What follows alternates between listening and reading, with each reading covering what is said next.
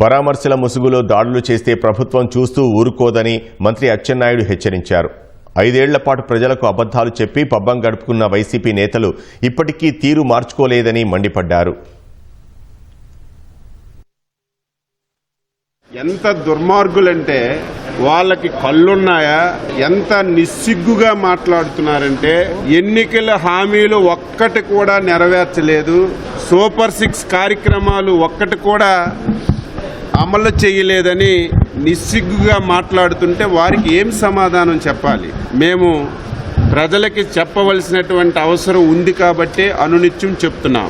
ఈరోజు 3,000 పెన్షన్ 4,000 చేశాం. ఈ దేశంలో ఎవ్వరూ ఇవ్వని విధంగా 34,000 కోట్ల రూపాయలు ఒక్క పెన్షన్ కార్యక్రమం కింద ఖర్చు పెడుతున్నాం.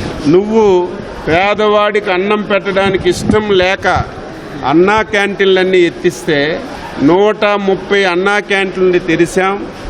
మళ్ళీ నియోజకవర్గానికి ఒకటి చొప్పున 200 అన్నా క్యాంటీన్లు తెరిచి పేదవాడికి భోజనం పెడుతున్నాం. ఇది ఎలక్షన్ ఇచ్చినటువంటి హామీ నెరవేర్చడమా కాదా ఆ ప్రబుద్ధులు తెలుసుకోవాలి.